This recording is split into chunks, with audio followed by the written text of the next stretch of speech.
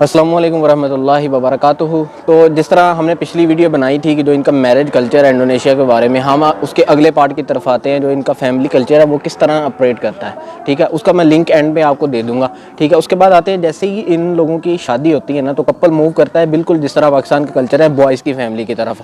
अगर उनके घर में जैसे कि रूम ज़्यादा होंगे, लेकिन मोस्टली मैंने यहाँ सिटी के अंदर ये कल्चर देखा है कि जैसे न्यू कपल मैरिड होता है वो अपना सेपरेट सिस्टम शुरू करते हैं। मे बी रेंट हो गया और मे बी पेरेंट की तरफ से कोई गिफ्ट हो गया। अब घर की एसेसरीज की तरफ से आते हैं कि घर इनके, मैंने ये कल्चर मुझे बहुत अच्छी चीज़ लगी कि जो लोग वेडिंग के ऊपर गिफ्ट वगैरह देते हैं ना, शादी के ऊपर, वो ऐसी चीज़ें देते हैं जो डेली लाइफ के अंदर यूज़ होने वाली हैं। तो बहुत सारी छोटी छोटी चीज़ें गिफ्ट के अंदर से आ जाती हैं ताकि ज़िंदगी को स्टार्ट करना नॉर्मल हो जाए।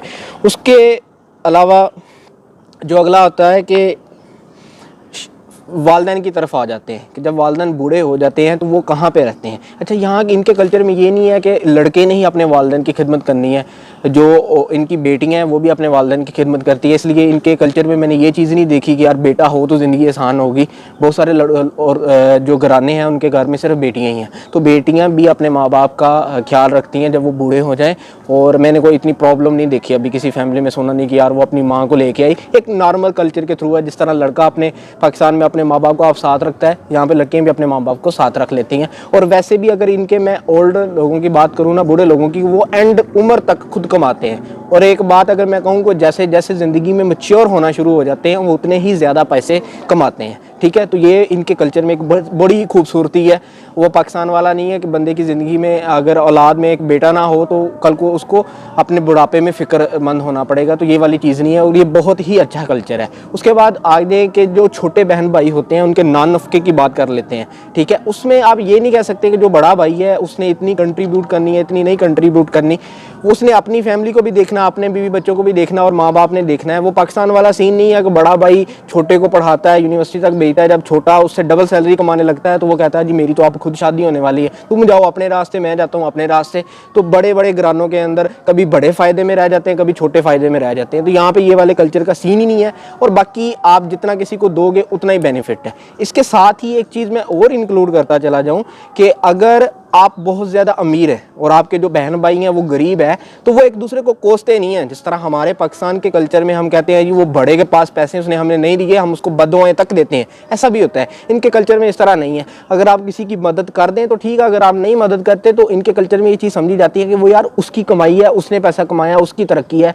ठीक है, और जो हमारी किस्मत में है वो हमें मिलेगा। इसके साथ प्लस पॉइंट मैं ये भी कह दूँ, इनके कल्चर में जो खूबसूरत बात ये है ना कि अगर आपके पास पैसे नहीं ना तो आप एक क्या कहते हो तो सोचूं कि मौत नहीं मरने वाले। पाकिस्तान में ये है ना कि अगर आपके पास पैसे नहीं है आपको लोगों ने क्या कहना, आपके रिश्तेदार ही आपको मार देंगे। तो ये वाली चीज़ यहाँ पे नहीं है। अगर आपके पास खाने को नहीं है लेकिन आप एक यहाँ पे नॉर्मल ज़िंदगी जी सकते हैं, किसी के सामने रोने की आदत नहीं है। हर बंदे को पता है कि उसकी ज़िंदगी में कुछ मखसूस मसले हैं, किसी के खाने की वजह से, किसी की पढ़ाई की वजह से। हर बंदा अपनी ज़िंदगी की जस्तजू में लगा हुआ है, लड़ रहा है। तो ये एक बड़ा निज़ाम अच्छा है पाकिस्तान में। तो ये है ना कि अगर आपके पास आप ज़िंदगी में डाउन थोड़ा फ़ाल हो जाए तो अपने माँ बाप बहन भाई बंदे को इतने ताने देते कि बंदा कहता है यार मेरा इस दुनिया में जीने का क्या फ़ायदा। ठीक है, वो कहता है कि जब मैं कामयाब था तो हर बंदा मेरे साथ था, आज मैं नाकाम हो गया हूँ तो कोई मेरा साथ देने के लिए तैयार नहीं है। आप इनकी मेहमान नवाजी की तरफ आ जाते हैं।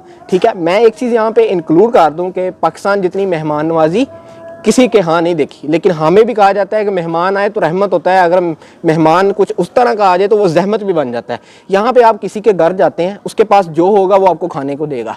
यहाँ पे ये सीन है कि आप किसी के घर जाते हैं, उसका ज़्यादा से ज़्यादा मकसद आपको थोड़े स्नैक्स देना होता है और थोड़ी कोल्ड ड्रिंक्स वगैरह देना होता है। पाकिस्तान में तो हम ये देखते हैं कि अगर वो खाने के टाइम के ऊपर आया तो हम उसके खाने की भी तैयारी करते हैं। तो ये वाली इनके अंदर चीज़ है। अगर आप दोस्तों के साथ फिरने के लिए जाते हैं, फॉर एग्ज़ाम्पल मैं अपनी शरीक हयात के साथ जाता हूँ तो उसके जो फ्रेंड होते हैं हर किसी ने अपनी अपनी चीज़ खेली है। हम दोनों कपल हैं तो हम दोनों ने अपनी सेविंग के अंदर से जो भी दिल चले, चाहे अगला बंदा बर्गर क्यों ना खा रहा हो, आपके पास पैसे हैं आप उसको सादा पानी भी पी लें, किसी को ये नहीं देखना। तो ये भी एक बेहतरीन चीज़ है। हम पाकिस्तान में ऐसा क्या होता है, हम किसी के पास जाते हैं और इतनी सारी एक्सपेक्टेशन लेके जाते हैं कि यार वो बंदा ये खिलाएगा वो खिलाएगा। जब अगला बंदा आपकी एक्सपेक्टेशन के मुताबिक आपकी मेहमान नवाजी नहीं कर सकता तो हम कहते हैं कि यार उसने हमारा ख्याल नहीं किया। तो ये भी मैं इस चीज़ को बड़ा बेहतरीन समझता हूँ। हर बंदा अपना ना करे। अब इसके बाद जो एंड वाला पार्ट है, इंपॉर्टेंस पार्ट है कि यहाँ पे जो रिश्तेदार हैं वो किस तरह मिलते हैं। यहाँ पे जो मैंने रिश्तेदारों को मिलने की वजह देखी है वो शादी और गमी के मौक़ों के ऊपर है। फुफ्फियाँ और जो खाला हैं वो ये पाकिस्तान वाला सीन नहीं है कि छुट्टियाँ होनी है तो उन्होंने अगले के घर जाना है, ठीक है। और ये बड़ा गंदा कल्चर है पाकिस्तान का कि जैसे ही छुट्टियाँ होती हैं बहनें अपने भाइयों की तरफ जाती हैं और जो उनकी बीवियाँ होती हैं उनको कहती कहीं नहीं जाना, हमारी खिदमत करो।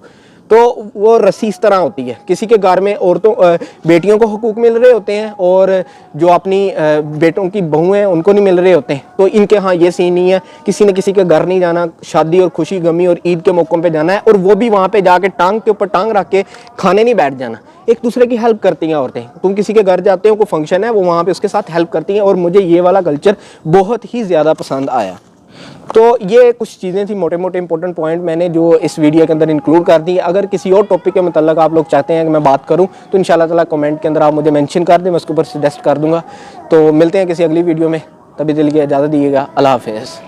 अगर आप इंडोनेशिया आना चाह रहे हैं और आपको बहुत ज़्यादा प्रॉब्लम्स हैं, आपको इन्फॉर्मेशन नहीं मिल रही कहाँ से वीज़ा लें, क्या प्राइस है, तो आप मेरी सारी वीडियोस देख सकते हैं। अगर आप वीडियोस देखने के बाद भी आपको इन्फॉर्मेशन को समझ नहीं आती, आप स्पेशल काउंसलिंग लेना चाह रहे हैं तो मेरे पास पेड सर्विसेज है। आप मुझे कुछ पेमेंट करेंगे, मैं उसके नज़दीक आपको जितनी भी इन्फॉर्मेशन आपको चाहिए वो आपको दे सकता हूँ। उसके अलावा अगर आप वीज़ा लेना चाहते हैं तो आप मेरे से वीज़ा भी ले सकते हैं।